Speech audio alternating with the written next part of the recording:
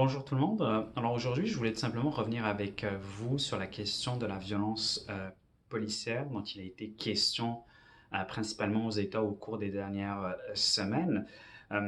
Tout d'abord, ceux qui ont pas eu l'occasion de voir l'interview qu'on a fait avec Yoann Lemoine, qui est spécialiste de la question de la géopolitique raciale aux États-Unis, de la regarder.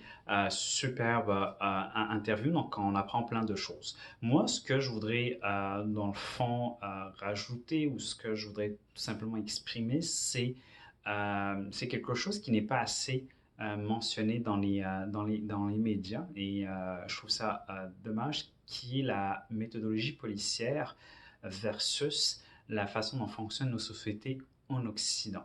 Dans le fond, je pense que l'une des problématiques, c'est la formation des policiers qui ne sont plus, qui ne sont simplement plus en adéquation avec la façon dont fonctionne, la façon dont pense la société en Occident.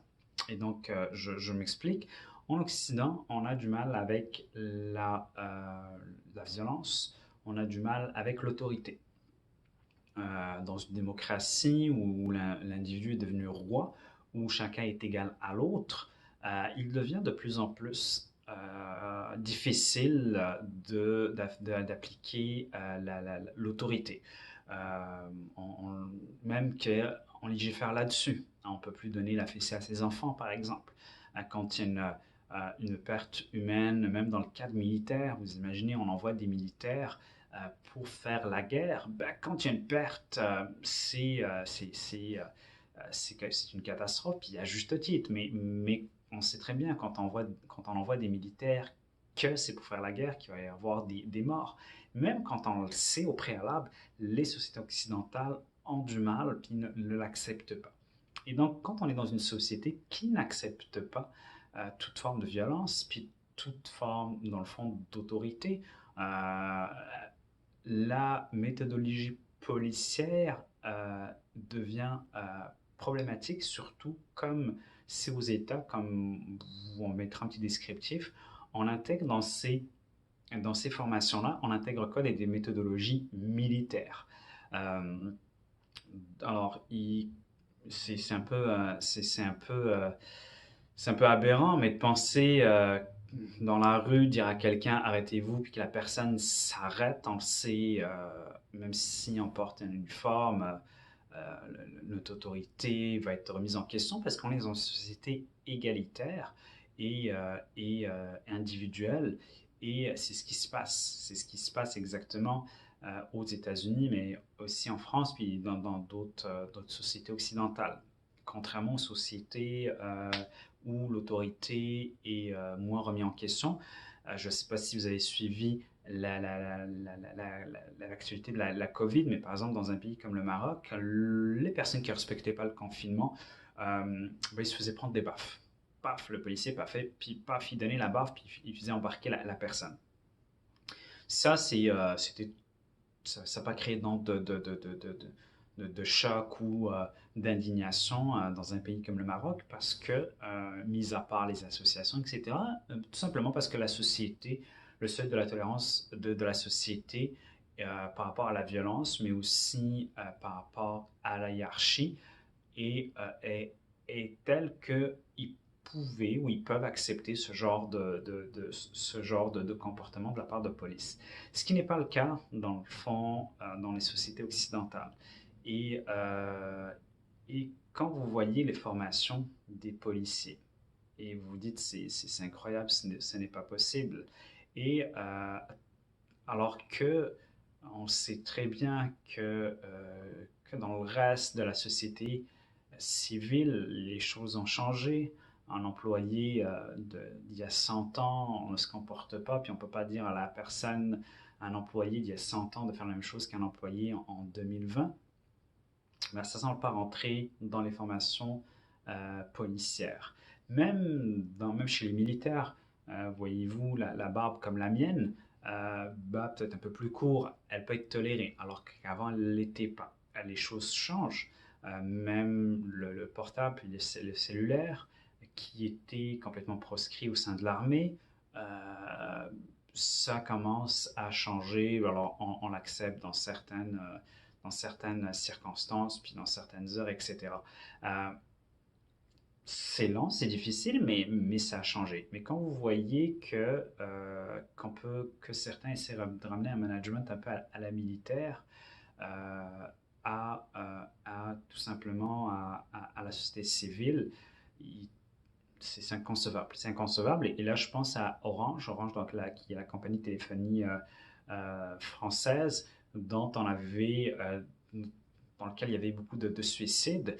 Et il a été remarqué que les managers, dans le fond, étaient formés dans des écoles militaires et que leur management ne correspondait pas absolument pas à un management qui était accepté. Donc, ça a créé beaucoup de pression. Ben, tout simplement parce que les gens qui managent pensent que de l'autre côté, ce sont des militaires. Donc, on vous dit de faire, puis vous faisiez. Ce qui n'est pas le cas. Et ça crée une grosse problématique. On le voit, par exemple, ce qui arrive aux États-Unis. En plus du délit de faciès, vous voyez aux États-Unis un policier vous dire arrêtez-vous, vous arrêtez pas, paf, il tire. Alors bien sûr, on nous dit que les gens sont armés aux États-Unis, etc. Mais bon, je pense qu'on le voit très bien qui a possibilité de discuter, qui a possibilité. Alors c'est sûr, ça prend plus de temps, mais quand on est formé à demander à une personne d'obtempérer tout de suite et que la personne n'obtempère pas, ben, si on est formé de cette façon-là, ben, ça nous forme aussi à tirer. Je pense à la personne, un Africain-Américain qui est mort il y a quelques semaines de ça, et dans l'histoire, c'était qu'il était sous et tout simplement, il a réussi à prendre un taser d'un policier. Alors, au lieu, on s'entend que c'est une personne saoule, on s'entend.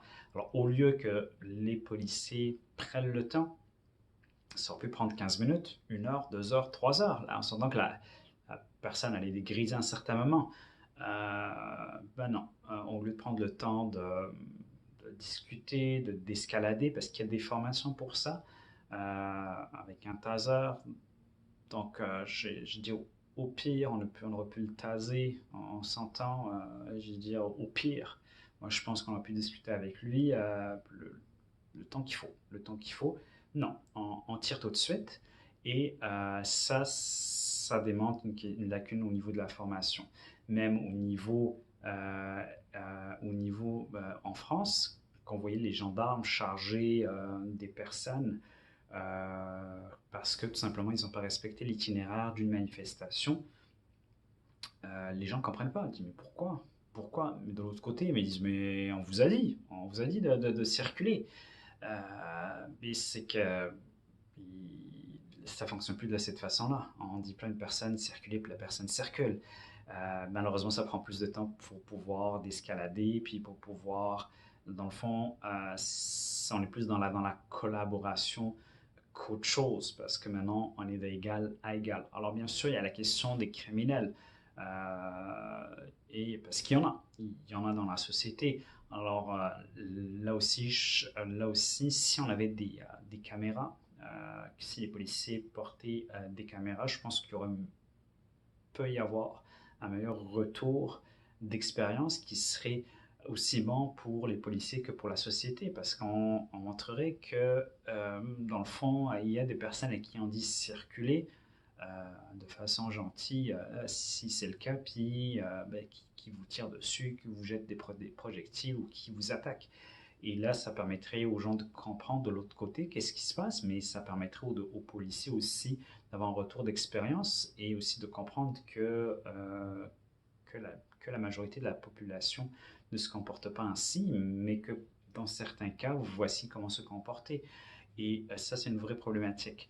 Et donc, j'essaierai de faire une vidéo un peu plus longue, un peu plus élaborée sur la question de la violence policière, ayant une expérience dans le domaine de la sûreté et de la sécurité. Je pense que c'est un point qui n'est pas assez abordé, mais qui doit être absolument abordé à chaque fois qu'il y aura une interpellation, aussi justifiée soit-elle. Les gens seront choqués, puis il y aura plein de commentaires. plein de commentaires, tout simplement parce que les personnes ne tolèrent pas la hiérarchie et puis la violence. Et je pense que par exemple le fait d'avoir des caméras sur les policiers qui montreraient dès le début jusqu'à la fin les interventions, mais aussi des formations pour les policiers dans un esprit collaboratif, permettrait aussi de désescalader beaucoup de situations et rendrait les choses beaucoup plus fluides. Ça prend du temps. On s'entend qu'une intervention de ce type-là peut prendre pas mal de temps, mais ça pourrait aider dans beaucoup de situations. Alors, comme j'ai dit, je sais que le monde n'est pas fait de bisounours et qu'il y a aussi des criminels, mais comme je l'ai expliqué tantôt, ça permettrait aussi de voir toutes les différentes facettes de la situation ou ce à quoi les policiers peuvent faire face. Et donc, je vous invite à regarder les vidéos, par exemple, que je mette ici-bas sur la formation des policiers. Vous allez voir l'aspect militaire. Et puis, je vous invite simplement à réfléchir dans une société puis, qui ne supporte plus